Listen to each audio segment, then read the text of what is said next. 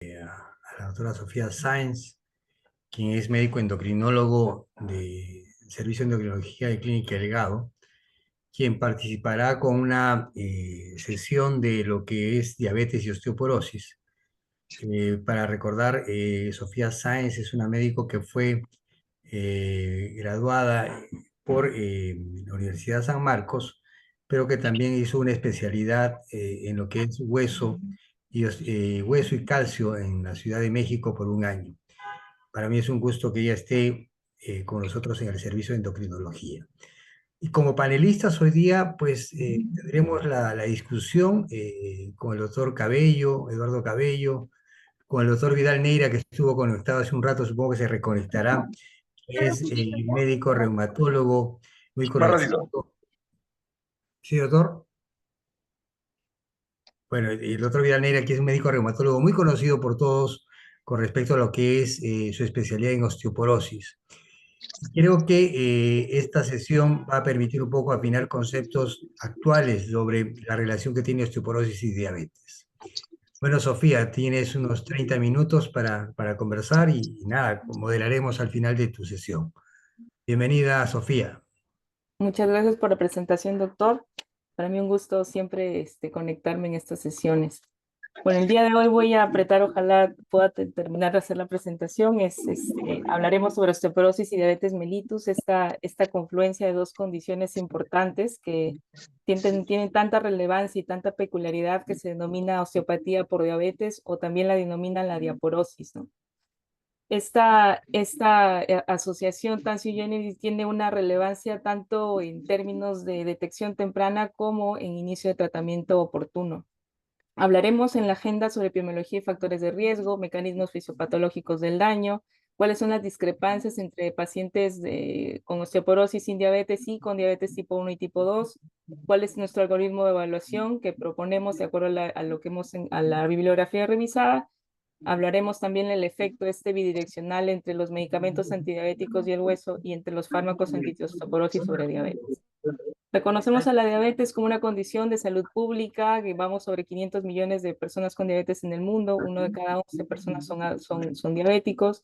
La prevalencia de fracturas osteoporóticas no se queda atrás y sabemos que ha ido incrementando incrementa con la edad y con la inversión de la curva epidemiológica, de la pirámide epidemiológica, pues para el 2050 se triplica el número de fracturas. Una de cada 3 mujeres se fracturan y una de cada 5 hombres se fractura. Esta asociación ha determinado finalmente que el riesgo de fractura en pacientes con diabetes tipo 2 puede variar entre 15% hasta el 54%, condicionando pues que más o menos un cuarto o la mitad de nuestros pacientes con diabetes ya tienen osteoporosis.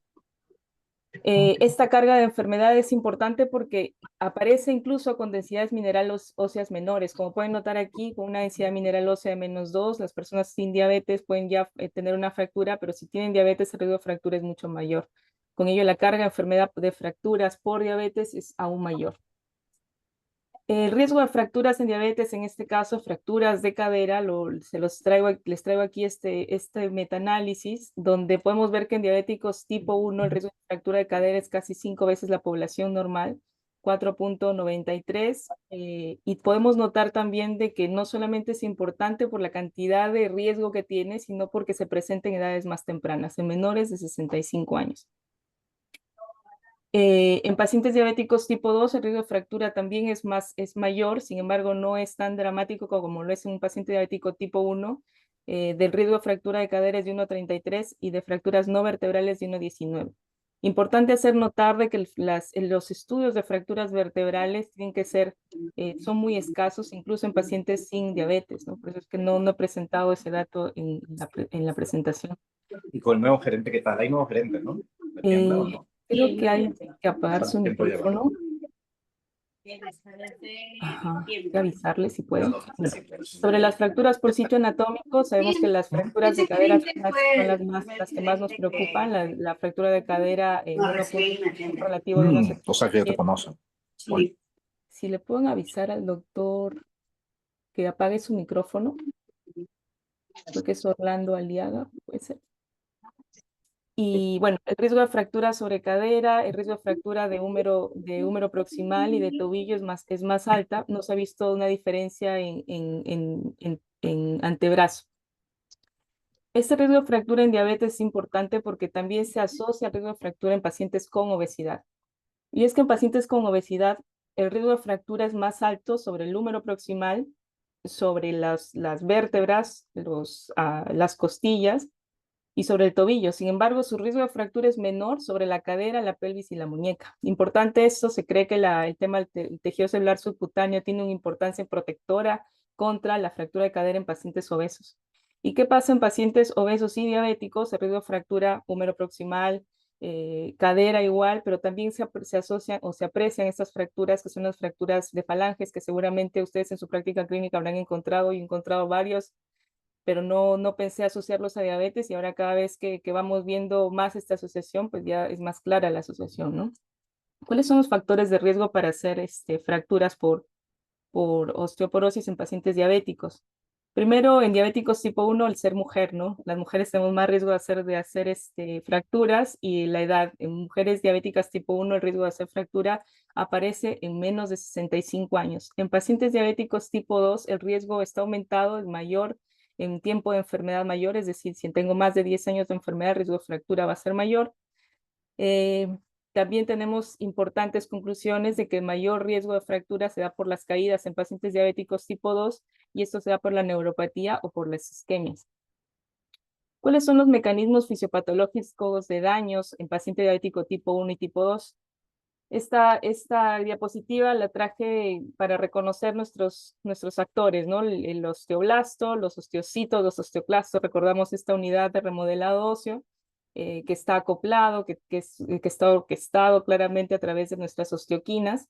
Y vamos a reconocer aquí la primera acción fisiopatológica, que es la disminución de la insulina en diabético tipo 1, esta disminución absoluta de insulina, que se asocia a una disminución de IGF-1 y con ello disminución de la osteoblastogénesis. Lo mismo pasa con esta disminución de la amilina asociada a la disminución de la insulina que disminuye la osteoblastogénesis. Esto en pacientes diabéticos tipo 1, pero ¿qué pasa si solamente tienen hiperglicemia? Los aumentos de glucosa se asocian a los productos finales de glicosilación avanzada, glicosilando el colágeno, dañando la matriz extracelular, generando mayor riesgo de fracturas y también tiene un efecto de inhibición sobre los osteoblastos. Esta hiperglicemia también tiene un efecto sobre el estrés oxidativo, generando un estímulo sobre los osteoclastos. Notamos también que el incremento del tejido adiposo genera, si es un tejido adiposo a nivel visceral o central, se asocia a una inhibición de los osteoblastos, y si es un tejido adiposo periférico, tejido celular subcutáneo, más bien tiene un estímulo sobre osteoblastos.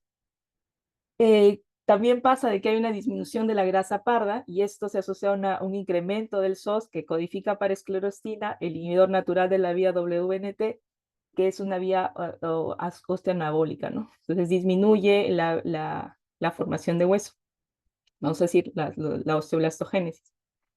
El proceso inflamatorio conocido que pasa en obesidad, que sabemos de estado proinflamatorio crónico que se asocia a estas citoquinas TNF-alfa y interleuquina 6 básicamente, generando este estrés oxidativo, nuevamente generando osteoclastogénesis.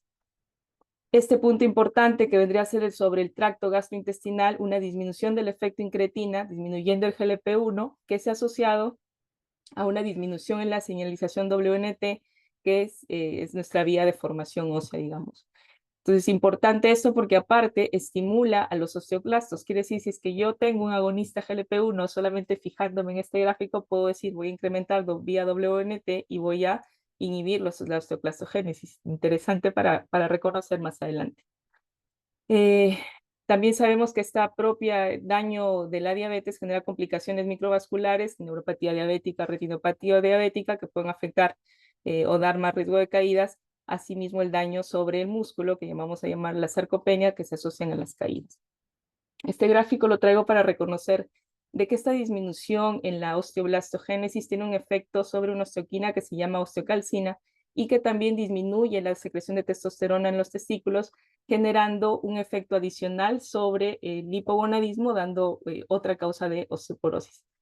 Esta gráfica la traje nada más para reconocer los tipos de grasa que podemos tener y que se asocian a nuestros efectos adversos sobre sobre la osteoporosis.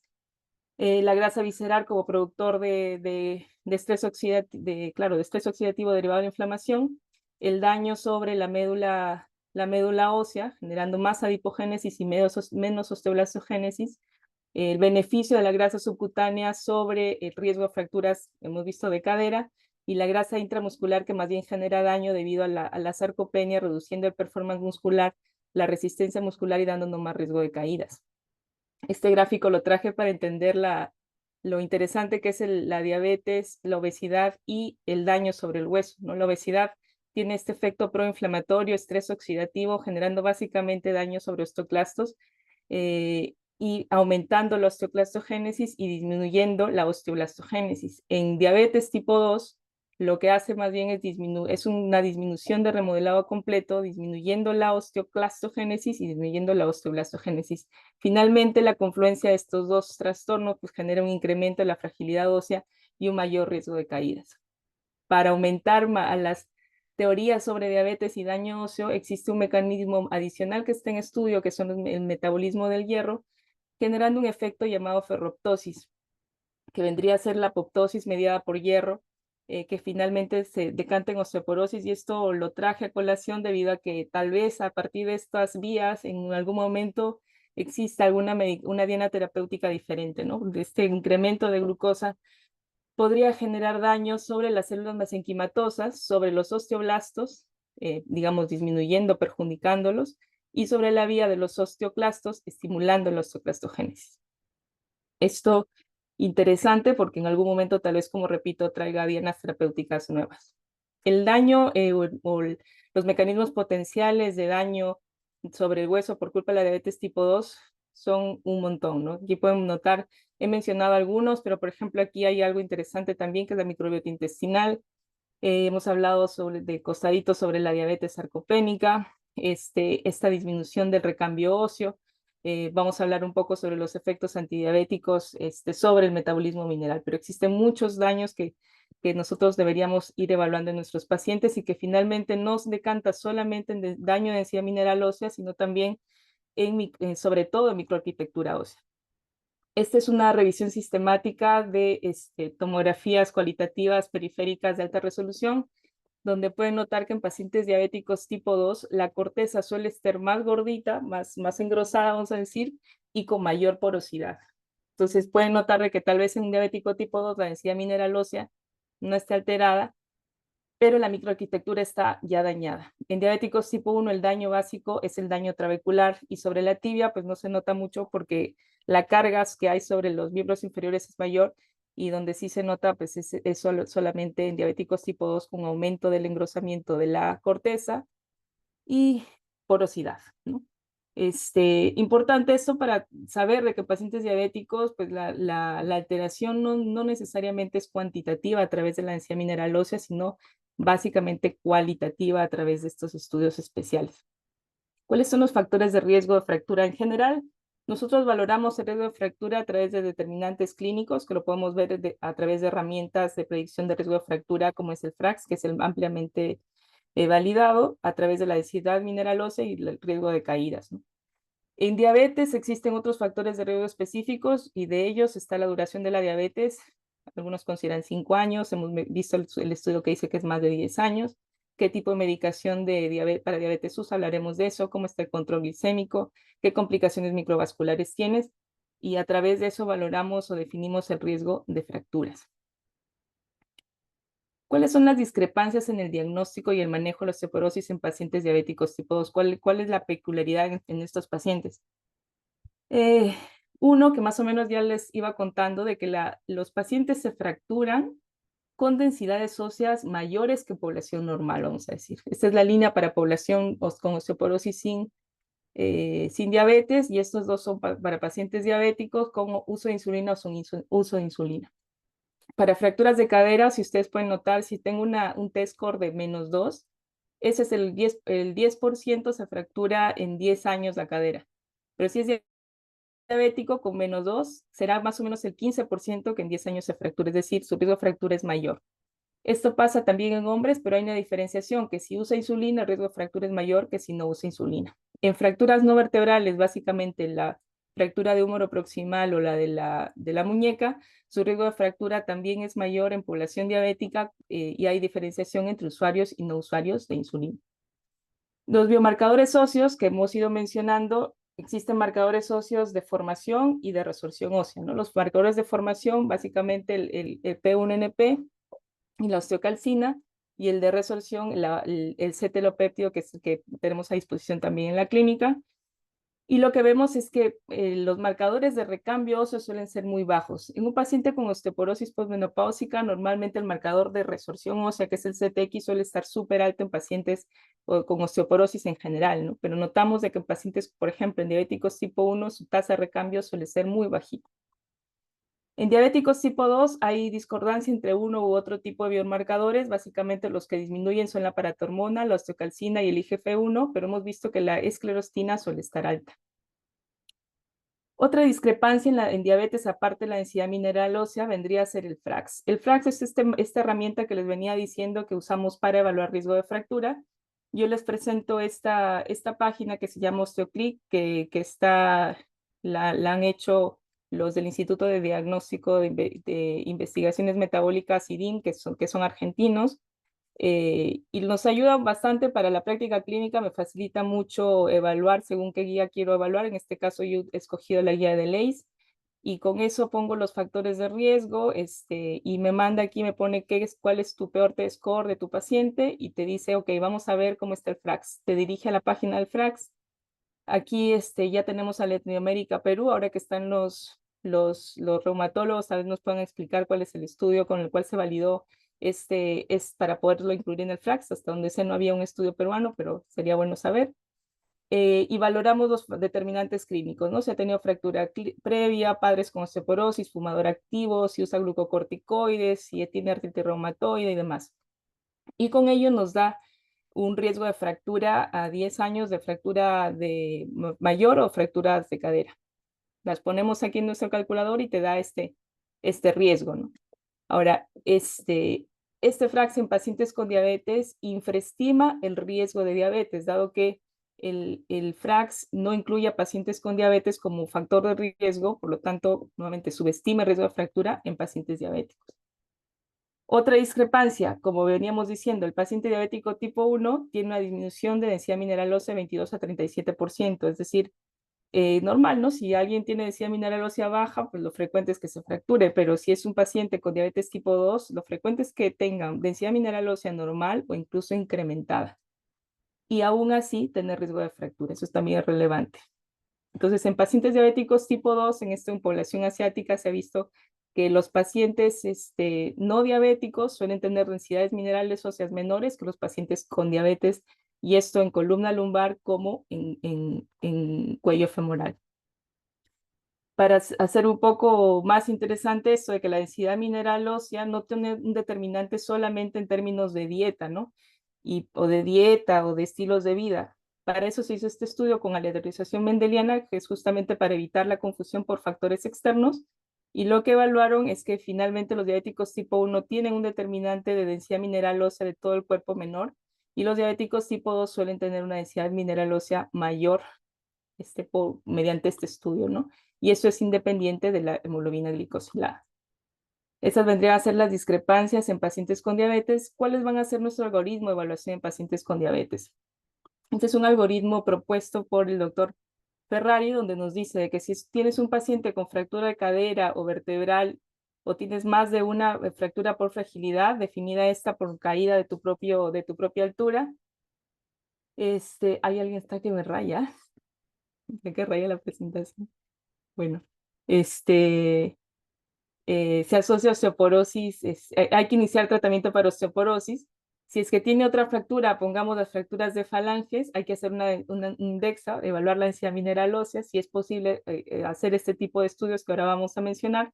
Si es que está peor que -2, iniciar tratamiento. Recordarán que en pacientes sin diabetes el tratamiento se inicia con un T-score peor que -2.5, ¿no?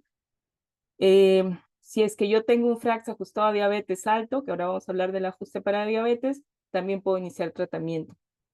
Si es que es un paciente sin alteraciones de densidad mineral ósea y con FRAX sin riesgo de fractura, tienes que repetir su DEX o su FRAX cada 2 o 3 años. La densidad mineral ósea en pacientes con diabetes, bueno, en pacientes sin diabetes sabemos que una desviación estándar aumenta el riesgo de fractura en 1,4 o 2,6 veces, ¿no? En diabéticos tipo 1 ya sabemos que es menor su densidad mineral ósea, tienen mayor riesgo de fractura de cadera y fragilidad ósea precoz. En diabetes tipo 2 vendría a ser la paradoja, ¿no? Tienen la densidad mineral ósea paradójicamente alta, pero el hueso es de peor calidad, aumentando su riesgo de fractura.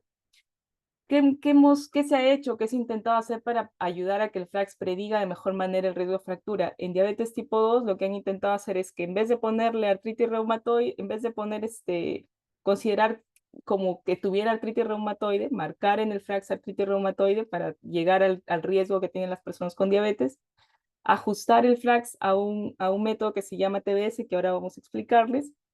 Lo otro que puedes hacer es reducir el T-score del cuello femoral en 0,5, es decir, si él tiene -1, ponle -1,5. Incrementar la edad en 10 años para el cálculo de FRAX. Si el paciente tiene, no sé, 60 años, ponle 70 años para que llegue al riesgo. Sobre este puntaje trabecular de hueso que se llama TBS, es un método que lo que hace es evaluar escalas de grises del hueso y con ello es un surrogado de microarquitectura ósea. Te da un puntaje y si está peor que menos que 1,23 le llaman hueso degradado con mucho alto riesgo de fractura y es un predictor importante de microarquitectura. En diabetes tipo 1 se ha visto que claramente tienen una menor TBS en comparación con pacientes no diabéticos y este es independiente de la edad y del índice de masa corporal, incluso se ha evaluado en diferentes zonas del mundo, ¿no? Y en diabéticos tipo 2 también se ha visto que es consistente más bajo en pacientes diabéticos tipo 2, es más preciso que una densitometría ósea, por lo que habíamos mencionado previamente, y tiene importancia porque se asocia o tiene una relación con el control glicémico, ¿no?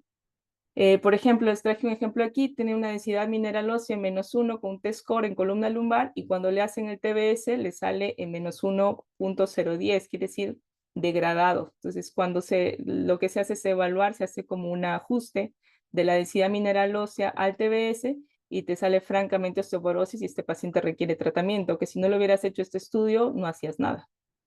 Otra manera de evaluar es a través de la evaluación de fracturas vertebrales, que se hace a través de la radiografía estándar lateral de columna dorsal y lumbar, o a través también del DEXA, ¿no? Y lo que hacemos es evaluar la altura de las vértebras del aspecto anterior, medio y posterior, y con ello hacemos la diferencia entre una de ellas. Por ejemplo, aquí el posterior puede estar en 1,5 y en 1, y resto y divide entre el basal y me va a dar un porcentaje. Ese porcentaje, si es mayor al 20%, digo que tiene una fractura vertebral. Entonces, ¿qué hacemos? Hacemos determinantes clínicos, evaluamos el riesgo, evaluamos primero a nuestro paciente a través de la historia clínica, decidimos hacerle una densitometría ósea, se recomienda hacer un TBS porque me ayuda a tomar decisiones y también recomienda realizar estos predictores de riesgo de fractura como es el FRAX. Y tomar en cuenta también que estos pacientes hay que evaluarles sus controles de glucosa, la glicosilada y el estado de vitamina D, que es un factor asociado al daño óseo en pacientes con diabetes. Ahora, ¿cuáles son los efectos de los medicamentos para diabetes sobre el riesgo de fractura? Notamos que en la rosiglitazona, mediante este estudio ADOP, aumentó el 15% el riesgo de fractura en 5 años. La canaglifosina aumentó el riesgo de fractura también y esto asociado probablemente porque tenían más caídas asociadas a la depresión de volumen en pacientes ancianos, pero solamente lo vimos con canaglifosina, más no con otros inhibidores de SGLT2. Y aquí les traigo una revisión sistemática con metaanálisis donde la densidad mineral ósea de los pacientes con usuarios de inhibidores de SGLT2, pues no habría diferencia con los no usuarios, ¿no? En cuanto a densidad mineral ósea. Pero lo que sí se vio es que hay alteraciones en los marcadores de recambio óseo, hemos visto que tienen más CTX, tienen mayor paratormona y tienen menos fosfatasa alcalina. Estos cambios en el metabolismo óseo, pues no se ha visto claro qué cambios va a generar directamente sobre densidad mineral ósea, sobre microarquitectura. De momento no hay más información al respecto. Lo otro interesante en este metaanálisis es que los pacientes usuarios de análogos de GLP-1 tienen un aumento de la densidad mineral ósea tanto en la columna lumbar como en el cuello femoral. El uso de metformina se ha visto que aumenta la formación ósea, activa este MPK, inhibe el RAN ligando, protege contra el estrés oxidativo. Sin embargo, no se ha visto un beneficio claro en densidad mineral ósea, pero tiene potencial de ser protector, ¿no? Con menor riesgo de fractura en algunos pacientes, debido a su efecto sobre los osteoblastos y su efecto sobre los osteoclastos, inhibiendo la vía de la osteoclastogénesis. Las sulfonilurias tienen un efecto sobre disminución de la formación ósea con reducción de esta osteocalcina, pero sus efectos son limitados, se sugiere un efecto neutro en el metabolismo mineral. Sin embargo, cuando se han hecho estudios clínicos, tiene un aumento del riesgo de fractura en 14%, y esto derivado probablemente por las hipoglicemias y riesgo de caídas. Nuevamente, la canaglifosina tiene un efecto diurético osmótico, altera el metabolismo de fosfatos, tiene un riesgo de fractura, sobre todo la canaglifosina, más no los demás. Y bueno, eso es lo que habíamos mencionado previamente. Sobre los inhibidores de DPP-4, estimulan los osteoblastos, mejora la absorción de vitamina D, reduce el estrés oxidativo, tiene potencial menor riesgo de incidencia de fracturas. Y bueno, sus efectos en general se han visto neutros o incluso beneficiosos en la salud ósea, que es lo que hablábamos sobre el GLP-1 en la diapositiva inicial, de que activa osteoblastos, mejora la señalización ósea a través de la vía WNT-beta-catenina, protección ósea a través del incremento de la osteoprotegerina, disminuye los osteoclastos. Su efecto es neutro, pero se ha visto que, como mencioné en el metaanálisis previo, tiene un efecto protector sobre el hueso. Incluso algunos estudios sugieren reducción de riesgo de fracturas con su uso prolongado. Sobre las tazolinidionas, rosiglitazona, pioglitazona promueve la adipogénesis. Ya saben que la célula mesenquimatosa decanta para adipogénesis o osteoblastogénesis.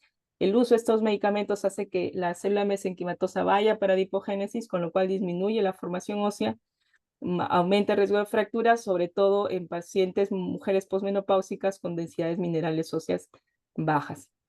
La insulina como hormona anabólica aumenta la densidad mineral ósea, genera hipoglicemias y con ello riesgo de caídas, y por eso es que se ha visto aumento de riesgo de fracturas.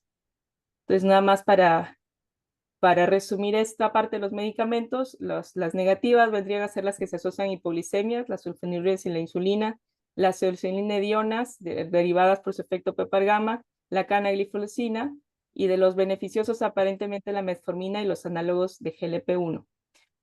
Ahora, al revés, los medicamentos para osteoporosis se pueden usar en pacientes con diabetes, y estos medicamentos podrían generar daño sobre el metabolismo de la glucosa.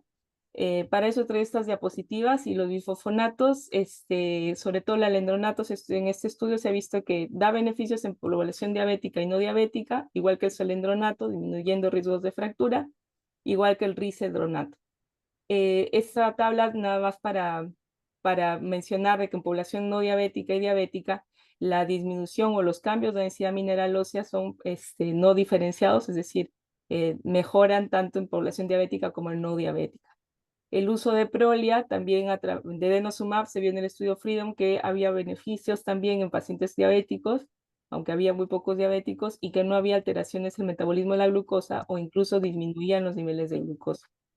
En pacientes usuarios de teriparatide se ha visto que sí hay una disminución en las fracturas vertebrales clínicas en pacientes diabéticos y no diabéticos. Uno tentaría pensar de que en población diabética teriparatide funciona mejor, sin embargo no son comparables y no había relación significativa. El romosozumab es un inhibidor de esclerostina, mejora la densidad mineral ósea y la estructura ósea, pero su uso en diabetes aún está en evaluación, debido a que en uno de sus estudios, el estudio ARCH, notaron un aumento de los eventos cardiovasculares en la población.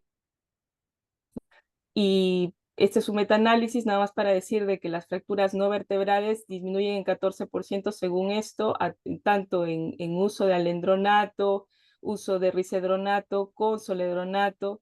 El denosumab también disminuye el riesgo de fracturas no vertebrales, disminuye el 50% las fracturas vertebrales, disminución del 26%. Entonces, con esto quiero decir decir que en humanos hay estudios que nos hablan de que el beneficio de los pacientes del uso de estos medicamentos sí es, digamos, equiparable en población diabética y no diabética. Sin embargo, son estudios post-hoc, son estudios observacionales pequeños. Los que vamos estudiando huesos sabemos de que el hueso es va más allá de ser solamente un órgano de sostén, ¿no? Es un órgano también que se asocia al metabolismo energético, y esto lo hemos ido viendo a través de la osteocalcina no carboxilada, que es una osteoquina derivada de los osteoblastos, que no me voy a detener mucho, pero tiene efectos sobre estos órganos, generando la mejoría del metabolismo de la glucosa. El RAN ligando, a través de esos efectos, me empeora el control glicémico. Las proteínas morfogénicas óseas mejoran el metabolismo de la glucosa, y la esclerosina favorece la resistencia a la insulina y el almacenamiento de grasa. Esto, si es que yo altero a través del uso de medicamentos osteoactivos, puedo alterar también el metabolismo energético. Y bueno, a través de esta diapositiva quiero responder de que no hay estudios que nos digan eso. El bifosfonato y denosumab tienen efectos en la glucosa que aún no están claros. Incluso hay estudios con bifosfonatos que refieren de que personas con prediabetes disminuyen su riesgo de hacer diabetes. El uso de teriparatide puede mejorar la regulación de la glucosa, pero también aumenta la resistencia a la insulina. Y con el romosozumab sus efectos metabólicos aún están en estudios. Entonces todavía no podemos decir que la modulación del recambio óseo parece no desempeñar clínicamente un cambio clínicamente significativo en el metabolismo de la glucosa en los humanos. Estas diapositivas son de las recomendaciones del ADA de este año, que este año decidieron ya incluir al hueso como un órgano necesario a tomar en cuenta toda población con diabetes. Y nos dice, primero, evalúen el riesgo de fractura en adultos mayores con diabetes como parte de su cuidado rutinario. Monitorear su densidad mineral ósea cada 2 o 3 años en adultos mayores con diabetes. En individuos más jóvenes con factores de riesgo múltiples, como usuarios de insulina o diabetes de larga duración. Tomar en cuenta los medicamentos que pueden dañar al hueso, como son las tiazolinidionas, las sulfonilurias. Priorizar medicamentos con bajo riesgo de hipoglicemia. Asegurar la ingesta adecuada de calcio a través de suplementos o a través de la dieta. No necesariamente esto indica que les den a todos calcio. A través de dieta o suplementos de personas con riesgo de fractura. Y hay que recomendar medicamentos antirresortivos. Siempre los bifosfonatos son la primera línea de acción, o agentes osteoanabólicos, ¿no? En pacientes con riesgo alto de fractura, se dan cuenta que la densidad mineral ósea baja se considera peor que -2, no peor que -2.5, historial de fracturas por fragilidad y la puntuación alta en FRAX ajustada. En la prevención primaria de fracturas, tenemos el uso de bifosfonatos o denosumab, básicamente denosumab preferido en personas con tasas de filtración glomerular alta. Y también, bueno, consideran los osteoanabólicos en pacientes con muy alto riesgo de fractura como una alternativa.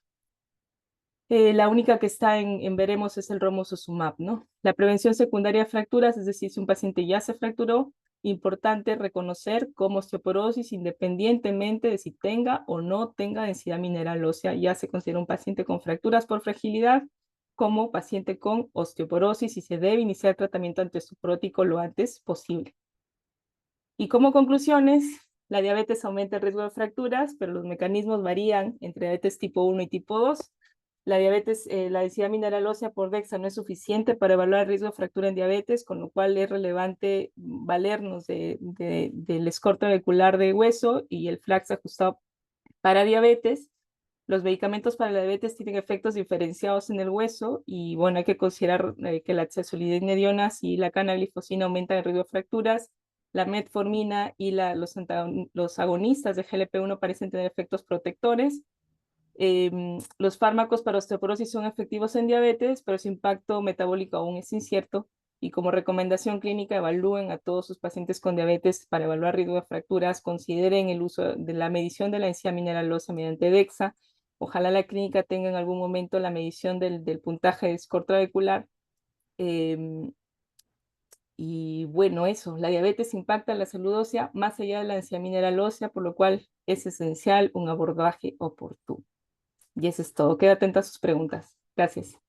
Muchas gracias, estimada Sofía, y por esta revisión cómo la diabetes a través de la hiperglicemia y el estrés oxidativo y la formación de productos finales de glucosión avanzada tiene un efecto directo sobre el hueso, y que creo que es muy importante comentarlo. El doctor Eduardo Cabello, comentarios, preguntas para Sofía. También los que desean, por favor, participar. El doctor Vidal Neira estuvo por aquí, creo que tuvo un problema con el internet. Resolveremos eso en un momento. Doctor Eduardo Cabello, ¿algún comentario?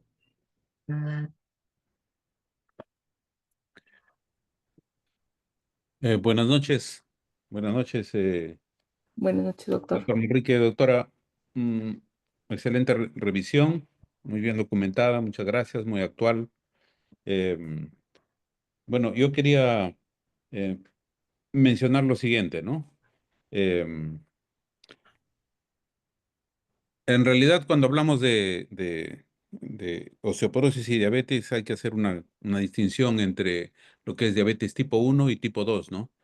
Como ya usted bien lo mencionó, los diabéticos tipo 1 eh, tienen suelen tener una menor masa ósea y en cambio los diabéticos de tipo 2 la tienen normal o aumentada, pero igual se siguen fracturando.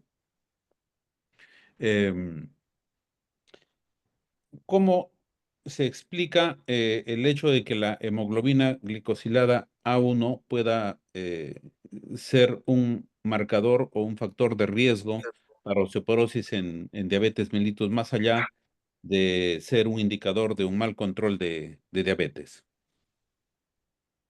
Mm, yo creo que es porque es una variable que es muy, muy dinámica, ¿no? Sí, yo he podido lograr observar que busqué ese dato, pero donde sí han encontrado relación entre la hemoglobina glicosilada, mejor dicho, entre el control glicémico y el daño óseo, es con el puntaje de score trabecular, que incluso el mal control glicémico lo habían podido detectar a través del score trabecular de hueso.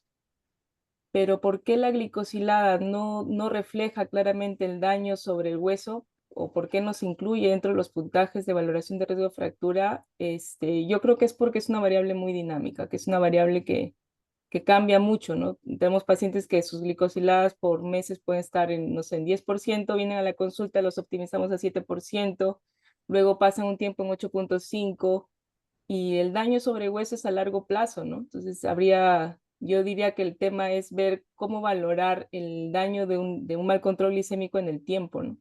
Que creo que ese es el problema para considerar al mal control de glucosa como un determinante de riesgo de fractura. Sofía, considerar el término de variabilidad glicémica, ¿no? Ujú, Porque la tal vez. variabilidad, la variabilidad glicémica es una condición tan cambiante que yo puedo tener pacientes con glicosilada entre 7 y 8 y con mucha variabilidad glicémica. Y esto es una condición que no lo sabíamos hasta que tenemos los monitores continuos de glucosa, que realmente también va a haber un dato interesante ahí de qué tanto qué tanto alternan los niveles de glucosa o las excursiones de glucosa. La glicosilada realmente nos representa un dato de una foto de un determinado tiempo, pero también, como tú lo has planteado, el estrés oxidativo que estos pacientes tienen en forma continua, pues es muy difícil medirlo. Nada, ahí ya tenemos al doctor Vidal Neira, qué gusto, doctor Luis. Estamos Sí, conversando un poco de la relación entre diabetes y osteoporosis y Sofía nos había dado una charla sobre el riesgo de diabetes y hacer osteoporosis y la diferencia que hay entre diabetes tipo 1 y tipo 2 también. ¿Algún comentario, doctor Luis? sí, doctor Enrique, muchas gracias. Escuché prácticamente casi toda la conferencia de la doctora Sáenz. Los primeros minutos no podía conectarme, tuve un problema con internet, pero me conecté a tiempo y realmente, doctora Sáenz, felicitaciones. Ha hecho una revisión bastante completa, bastante académica, y me ha gustado mucho los puntos que he remarcado, ¿no? El primero, que el diabético se fractura con valores de score más alto, ¿ok? Lo que es menos 2.5 como punto de corte para un grupo de pacientes, pero un diabético tipo 2 es menos 1.9 o menos 1.2. Me gustó también el comentario que hizo de microarquitectura ósea, la evaluamos con el TBS, y el TBS ahora está incluido en el FRAX, de manera que en el FRAX no solo ponemos el TBS, sino también, perdón, la DMO de cuello femoral, sino ponemos también el valor del TBS, que la estamos haciendo rutina aquí en Lima.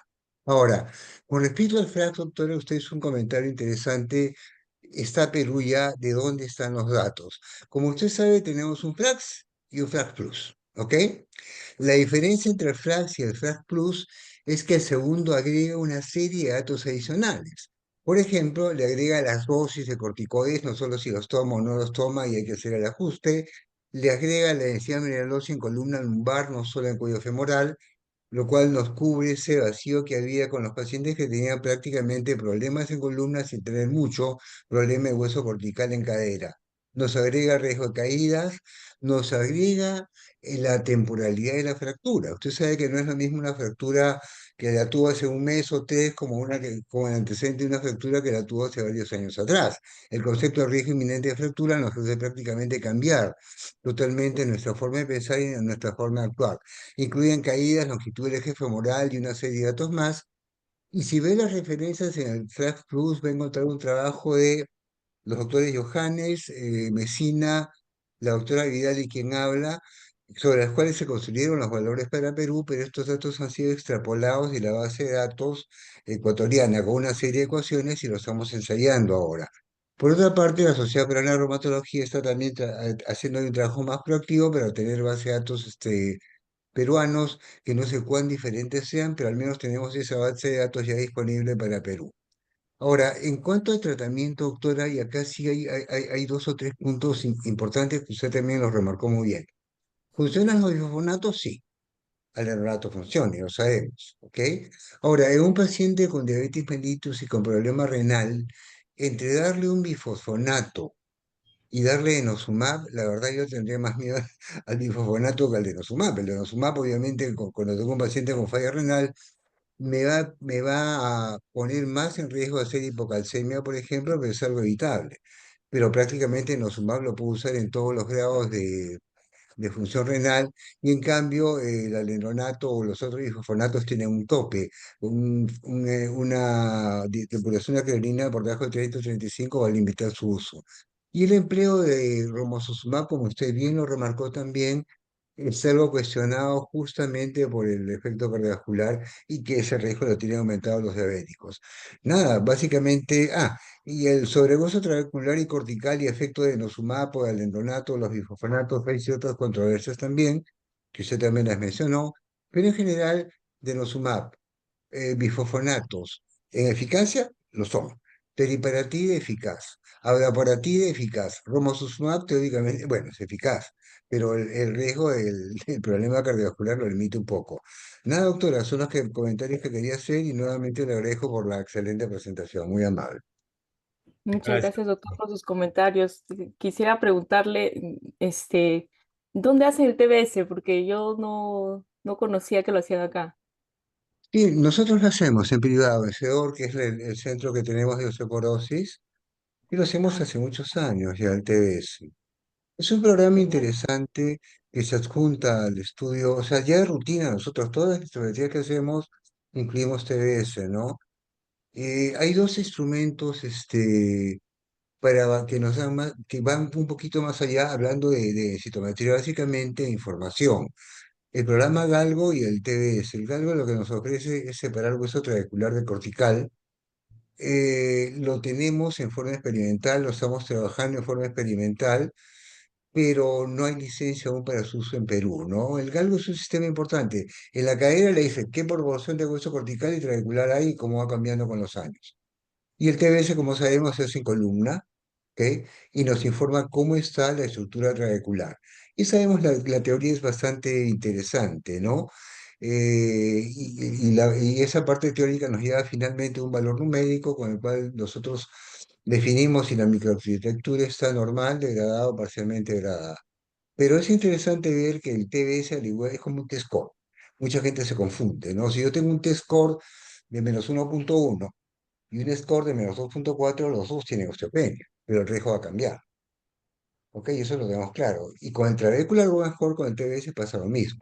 Podemos tener un valor extremo por un lado y extremo por el otro, y el riesgo, a pesar de ser valores extremos, puede ser similar o cuando son muy juntos puede ser diferente. Hay que saberlo interpretar, ese es un pequeño problema, pero obviamente es un instrumento útil, doctora. Y perdón, una segunda. Usted con el Flax Plus, se tiene que pagar, ¿no? Porque yo no he podido Ese es acceder el al... problema. No, si paga, accede. Si no paga, no Claro, accede, claro, doctora. Sí. claro, no he pagado. De hecho, de hecho. Y no es muy caro, pero realmente si cortamos pues 100 pacientes o 150, ya la cosa sale, sale seria, ¿no? Claro, bueno, ok. Al menos Gracias para de los todas reumatólogos sale formas. costoso. No sé si para los endocrinos, pero para nosotros sí nos sale costoso. No, para todos, para todos. Gracias, doctor Neira, excelentes aportes. Aquí preguntan es con respecto al uso de calcitriol, Sofía. ¿Alguna Mm. consideración especial para iniciar calcitriol?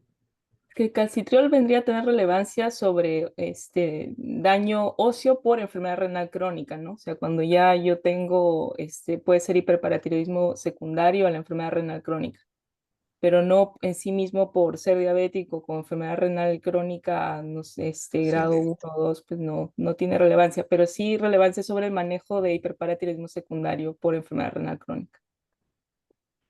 Acá plantean sobre tiempo de tratamiento y un comentario aquí sobre esto de bifosfonatos, denosumab, tiempo promedio de tratamiento en un diabético, igual que la población en general, o hay un tiempo mayor, un tiempo menor. En general, las complicaciones son las mismas, con lo cual tratamiento con bifosfonatos siempre depende de que uno tiene que ir valorando el riesgo de fractura conforme va pasando los años, ¿no? Pero el tiempo máximo de uso de bifosfonatos orales son, bueno, 5 años, como un máximo de 10 años, que hemos tenido casos de más de 10 años, y los bifosfonatos endovenosos 3 años, con un máximo de 5 años. El denosumab te estudiado hasta 10 años de uso, son 20 dosis de denosumab. El uso de los osteoanabólicos sí tienen un tiempo menor. El teriparatide solo se usa 2 años, igual que la valoparatide, y el romosozumab solamente se usa 1 año. Siempre importante, no trató la exposición de eso, pero hay algo que se llama terapia secuencial en osteoporosis, que uno siempre que da un tratamiento osteoanabólico, es decir, formador de hueso, tiene que ser seguido de un tratamiento de antirresortivo de todas maneras, de lo contrario se pierde todo lo ganado. Entonces también tiene su toque, ¿no? Su tratamiento, digamos, no es solamente le doy tratamiento y lo dejo pasar, ¿no? Sino que yo tengo que estar atento a cuál va a ser el siguiente paso en los años, ¿no? Para que el paciente esté completamente protegido. Acá pregunta si hay algún dato si el riesgo de osteonecrosis descrito es mayor en diabéticos o es igual que no diabéticos. Mira, sobre eventos adversos no he visto diferencia en ninguno de los estudios que he podido revisar. El riesgo de hacer osteonecrosis mandibular es muy poco frecuente en general, ¿no? Y en población diabética no es que sea mayor, según lo que he podido revisar. Siempre tomar en cuenta la importancia de hacer profilaxis dentaria previo al inicio de estos medicamentos, pero las complicaciones de osteonecrosis mandibular son más frecuentes en poblaciones donde tenemos hipercalcemias malignas, en condiciones de malignidades, donde damos 120 miligramos de denosumab como tratamiento, ¿no? Y los damos hasta mensuales. En ese tipo de situaciones es donde la osteonecrosis mandibular representa un problema aún mayor, ¿no? En la práctica clínica que yo he podido tener, que tampoco es tan vasta en términos de osteoporosis, no he visto ningún caso de estenocrosis mandibular. Ya, gracias. Acá también hay otra pregunta con respecto, ¿cómo considerarías en qué momento pedir una densitometría ósea? Recuerda que hay diabéticos de 10, 20, 30 años de inicio temprano, quiere decir que hay diabéticos que hoy debutan a los 20, 25 años. ¿En qué momento pedirle la densitometría ósea? Y también el screening de dosaje de 25-hidroxivitamina D, calcio sérico, si eso es suficiente y en qué momento hacerlo. Lo del calcio sérico no hay una guía, ¿no? O sea, normalmente sabemos que nosotras las mujeres y mayores de 50 años, pues ya tenemos más riesgo de hacer por ahí un hiperpara y siempre parar la orejita para solicitar un calcio por lo menos una vez por año. Igual que la vitamina D, aunque la última guía recomienda que la medición de vitamina D la hagamos en poblaciones específicas como adultos mayores, población que esté en asilos, pero diría que en diabéticos la necesidad de dosar vitamina D debe ser por lo menos anual para considerar la necesidad de suplementarla, porque es muy frecuente que haya deficiencia de vitamina D. Sobre la necesidad de solicitar una densitometría ósea, a la luz de lo que he podido presentar hoy, el solo hecho de ser diabético representa riesgo de osteoporosis. Entonces, eso asociado a más de 10 años de enfermedad de diabetes, ya podríamos solicitar una densitometría ósea. Si es un usuario de insulina, de todas maneras hay que solicitar una densitometría ósea porque su riesgo de fractura es mayor. Entonces, yo diría que esos 3 parámetros son de relevancia para solicitar la densitometría ósea, adicionando a los factores externos que puede ser artritis reumatoide, uso de glucocorticoides, fumadores, consumo de alcohol recurrente, ¿no? Entonces, ese tipo de pacientes ya de todas maneras se debe solicitar una densitometría ósea. Como norma de oro es que todo paciente mayor de 65 años se haga una densitometría ósea. Pero si adicionalmente tienen casos donde es un paciente que usa insulina o tiene alto riesgo de caídas porque tiene una retinopatía diabética, tiene una neuropatía, pídanle una densitometría ósea de todas maneras. Y como no es tan ampliamente disponible el TBS, yo lo que hago cuando veo densidades minerales óseas límite o entre vértebra y vértebra no hay una discordancia, solicitar una radiografía de columna lumbar y dorsal para medir las vértebras, ¿no? Eso también es importante hacer notar de que los radiólogos no nos llegan a diagnosticar las fracturas vertebrales, que como sabrán los reumatólogos, ese es uno de los problemas, ¿no? Cuando disminuye la altura de las vértebras, no la diagnostican como tal y por eso es que hay dificultad también ahí. Entonces, no sé si la clínica tenemos 2 alternativas. La primera, tener TBS y la segunda, optimizar la lectura de las radiografías de columna. ¿Me permite un comentario, doctor Manrique, por favor? Y por favor, doctor Nair. Sí, doctora, los consensos apoyan lo que ha dicho usted claramente. O sea, la Sociedad Internacional de Densitometría Clínica en la última guía que presenta es bastante clara. Hacer una densitometría en toda persona mayor de 65 años. Y si es menor de 65 años, si existe una enfermedad asociada a pérdida ósea o toma un medicamento asociado a pérdida ósea, hay que hacer una densitometría al despecho de la edad. O sea, es perfectamente correcto. Ok, un paciente joven con diabetes mellitus, insulina dependiente ya tiene los 2 factores, y sin ser insulina dependiente también debe tener una densitometría ósea, ¿no? Y ese es un criterio clínico importante a tomar en cuenta. Lo de usar vitamina D es importante, nosotros trabajamos esto y lo publicamos hace algunos años. La prevalencia de deficiencia de vitamina D es bastante alta en Perú. En mujeres mayores de 50 años, el Cono Sur, cerca del 90% tenía deficiencia o insuficiencia. Son valores reales y se han repetido incluso con el tiempo. Pero tal vez el punto que algún día valga la pena discutir es cómo tratar la deficiencia de vitamina D. Ese punto es importante. Hay gente que le dice 1000, hay gente que le dice 600.000 y hay gente que le dice 100.000 o 20.000 o 50.000. Ese punto, realmente la respuesta terapéutica, la corrección de la eficiencia y los eventos adversos van a depender de cómo corregimos la deficiencia, pero es un tema que en algún momento se podría discutir más ampliamente.